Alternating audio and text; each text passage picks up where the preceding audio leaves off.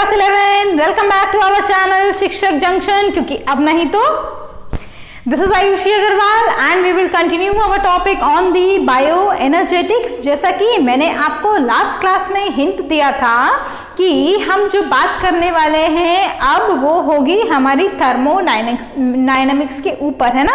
और उसी थर्मोडायनेमिक्स में मैंने आपको लास्ट लेक्चर में लॉज जो हैं, मतलब जो दो लॉज हैं मेन थर्मोडायनेमिक्स के, उनका एक मोटिव बताया था, लॉज नहीं बताए थे, क्योंकि वो इस लेक्चर में हम पढ़ने वाले हैं। एक्चुअली में हमारा जो मेन मोटो है ना, वो लॉज पढ़ना नहीं है, वो लॉज कैसे हमारे इस पर्टिकुलर फील्ड में एप्लीकेबल होते हैं वो पढ़ना है। तो लेकिन उससे पहले लॉज तो पता करने ही पड़ेंगे ना हमको।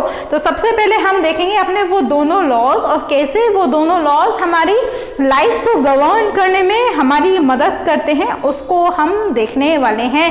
This might probably be your second last lecture of the particular topic और chapter that is enzyme and bioenergetics, right. तो चलो स्टार्ट करते हैं। उसको सबसे पहले आएगा हमारा ऑब्वियस सी बात है फर्स्ट लॉ ऑफ थर्मोडायनामिक्स, ठीक है। इस फर्स्ट लॉ में जो एक बहुत फेमस स्टेटमेंट है, आप लोग आपके जूनियर क्लासेस से भी पढ़ते आ रहे होंगे, वही पर्टिकुलर स्टेटमेंट क्या होता है। अच्छा, उस स्टेटमेंट को पढ़ने से पहले कुछ और जनरल चीजें क्या हैं, सबसे पहले आपको कुछ चीजों के बारे में पता होना चाहिए, जैसे क्या है सिस्टम और सराउंडिंग, ठीक है।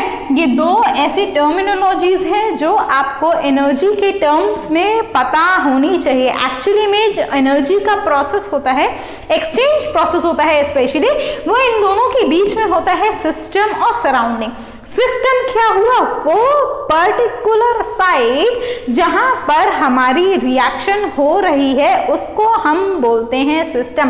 That is the matter with a defined boundary is known as system. और उसके अलावा उसके आसपास का जो भी मैटर होगा वो सराउंडिंग होगा। बिल्कुल कॉमन सी बात है, ज्यादा दिमाग लगाने की कोई भी जरूरत है नहीं, आसानी से हमें पता चल जाएगा कि सिस्टम क्या होता है और सराउंडिंग क्या होती है। एनर्जी का एक्सचेंज इन्हीं सिस्टम और सराउंडिंग्स के बीच में ही होता है। अब ये जो फर्स्ट लॉ है वो क्या बोलता है, बहुत फेमस लाइन है, क्या, energy can neither be created, और इसके आगे का आप सबको याद होगा, है ना, नॉर कैन बी डिस्ट्रॉयड। एक तो मेरे जो बच्चे हैं ना वो बिल्कुल कमेंट करके नहीं बताते हैं, मेरे को कहना पड़ता है उनसे, कमेंट करके बताया करो कि कैसा है लेक्चर और आपको कोई डाउट आया है कि नहीं। कोई भी बच्चा कमेंट सेक्शन में डाउट नहीं पूछता। I don't know why, what you people are doing in throughout the lecture, क्योंकि हर एक लेक्चर में कोई ना कोई डाउट आना कॉमन है। अगर डाउट नहीं आया दैट मीन्स आपने उस लेक्चर को अच्छे से स्टडी नहीं किया है। तो ध्यान से स्टडी कीजिए, क्योंकि अगर आप ऐसा नहीं करेंगे तो प्रॉब्लम आपके लिए होने वाली है। You are on the second last lecture of this particular unit and I have already explain you that this particular lecture और this particular chapter is very important because you will go through these concepts throughout this field, right. So be very particular while you are dealing with it, okay। तो देखो क्या है, energy can neither be created nor it. अच्छा, सबसे अच्छी बात तो ये है आपको कुछ देना नहीं पड़ रहा, you are not paying anything for these very important lectures, you are just opening your YouTube and then the video is there available for you. उसके बावजूद भी अगर आप अच्छे से नहीं पढ़ते हैं then obviously it is a bad luck for you, right. ध्यान से याद रखना हमेशा मेरी बात को ये।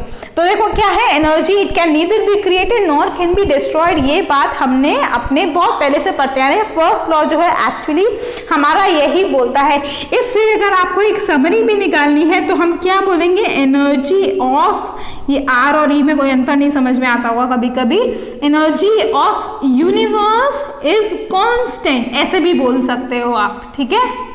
एक यूनिवर्स की जो एनर्जी है वो हमेशा कांस्टेंट रहती है। हाँ, energy can be interchange from one form to another as we have discussed in our previous lecture also. अगर इस लॉ को ही आपको मैथमेटिकली टर्म करना है, मैथमेटिकल इक्वेशन के टर्म्स में लिखना है, तो हम कैसे लिख सकते हैं, ये इंपॉर्टेंट है। क्या, E is equals to EB minus EA.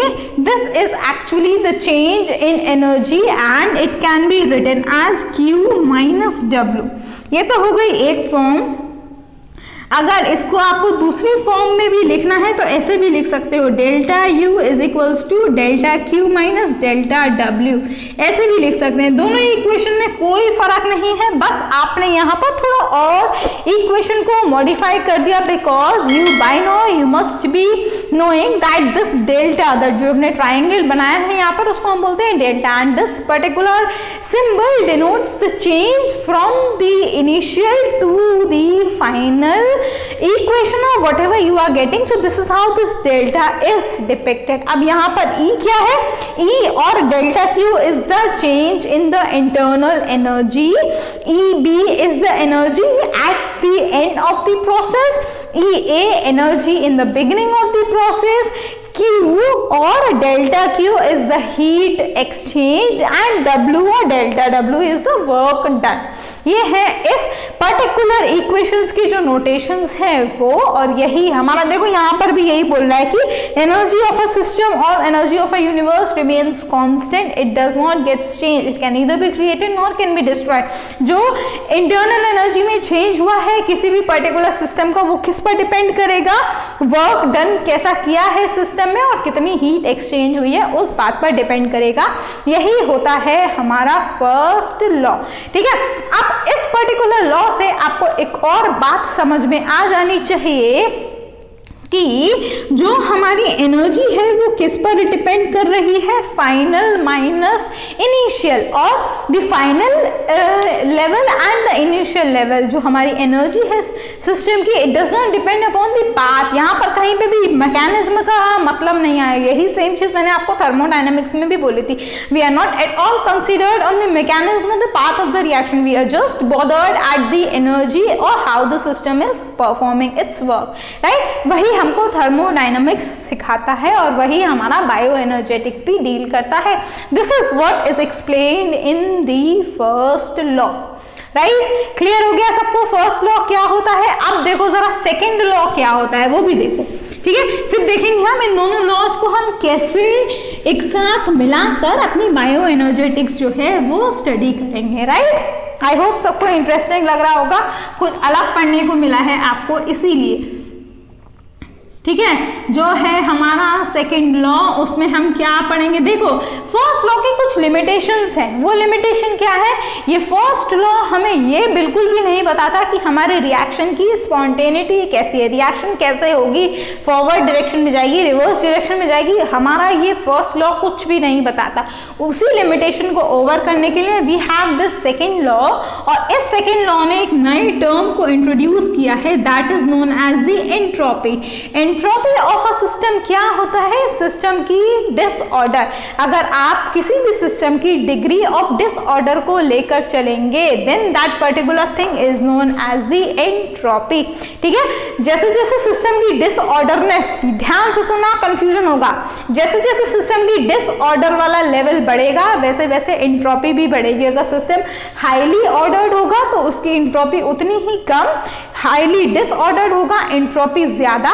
Maximum entropy कब होती है? जब कोई भी सिस्टम इक्विलिब्रियम के लेवल के ऊपर जाता है, इक्विलिब्रियम के लेवल के पास पहुंचता है, then that particular system has the maximum entropy. Entropy को डिनोट करने के लिए जो हम अल्फाबेट यूज करते हैं that is S, and by now again you must be very specific on the alphabets that are specifically used for the different terminologies that are used at various points, है ना।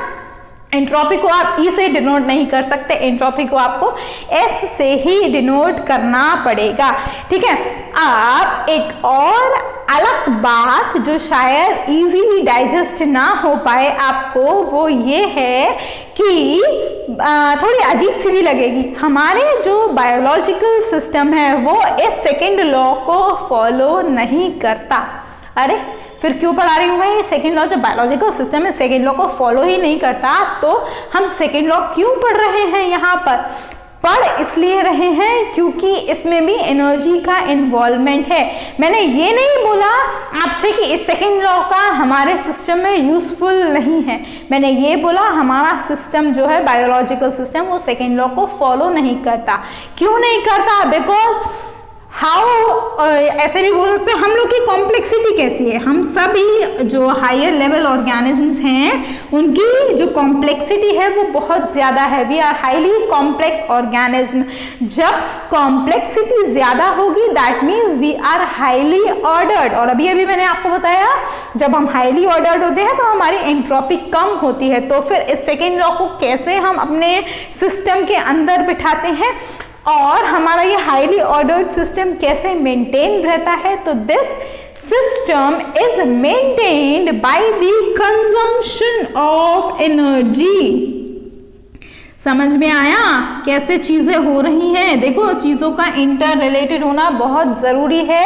Then only the purpose of studying any field, मैं सिर्फ biotech की बात नहीं करती, किसी भी फील्ड को स्टडी करने का पर्पस तभी सॉल्व होगा जब आप उसको आपकी प्रैक्टिकल लाइफ में उतारेंगे। बुकिश से पढ़ना सिर्फ पढ़ना ही रह जाता है unless and until you apply those particular things in your practical life, and you should have a habit of doing that from this particular level itself. Otherwise you are going to face a havoc.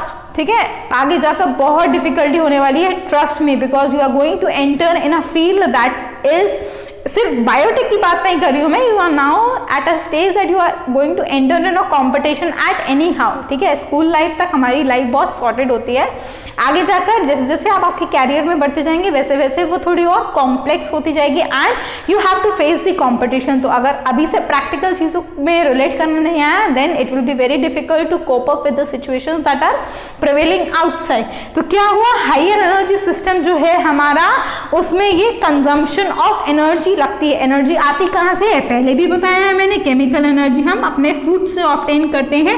ये highly ordered form less ordered form के उसमें release होता है जो होती है heat energy, है ना। हमारी बॉडी से हीट एनर्जी जो है वो लिबरेट होती है या फिर हम उस एनर्जी को अपने काम करने के लिए यूज करते हैं। तो इस तरीके से होता है हमारा सेकेंड लॉ ओबे हमारे बायोलॉजिकल सिस्टम में। अगर इस लॉ की बात करें तो according to this law total entropy, if a reaction has to go spontaneously, अगर रिएक्शन को बिल्कुल स्मूथली बढ़ना है then that in that particular reaction the entropy of a system should increase और entropy of that particular thing should increase. अगर आप इसको भी मैथमेटिकली टर्म करना चाहेंगे तो कुछ इस तरीके से लिख सकते हैं, entropy of system plus entropy of the surroundings, right. If you club these things, it should be greater than 0 when the condition is of the spontaneous reaction. अगर reaction को spontaneously carry होना है, then the entropy of that particular thing should increase. This is how this second law goes, right? समझ में आ गया first और second law क्या है? सॉरी, अब ये जो हमने फर्स्ट और सेकंड लॉ पढ़े वो एक्चुअली में फॉलो कैसे होंगे हमारे बायोलॉजिकल सिस्टम में, again an important point two discuss, और उस डिस्कशन को I will continue in the next lecture because थोड़ा कॉम्प्लिकेटेड होने वाला है ये। उससे पहले आपको ये दोनों लॉज का बेसिक समझ में आना चाहिए, इसीलिए मैं यहाँ पर छोड़ रही हूँ so that you can read out what actually these laws are. हो सकता है किसी को इंटरेस्ट ना हो फिजिक्स में और केमिस्ट्री में, यहाँ पर थोड़ा सा पढ़ना पड़ेगा and you have to do that. I know it's little bit tricky for those who are not interested in these particular fields, but somehow you have to go with that and I have explain you in a way जिससे आपको थोड़ा interesting चीजें लगेंगी। अब ये दोनों laws एक साथ मिलकर कैसे हमारी लाइफ को गवर्न करते हैं, कैसे इन दोनों लॉज के अलग अलग होने की वजह से हमारी लाइफ बनती है, वो आएगा, कैसे ये लॉज एक साथ मिलकर काम करते हैं वो हम देखेंगे अपने नेक्स्ट लेक्चर में, right. So we will meet again continuing the same topic, but before that what you have to do, you have to subscribe the channel if at all you have not done that, and yes, notes are also provided to you, but for that you have to contact me for any doubts. Also you are free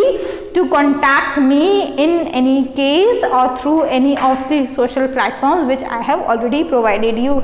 You have the number, you have the Gmail option, you have the comment section, but you have to do that, right? मैं आपके पास नहीं आऊँगी, आपको मेरे पास तक digitally आना है, and then you have to ask your doubts, right? So we will meet again in our next lecture. Till then, have a good day all of you.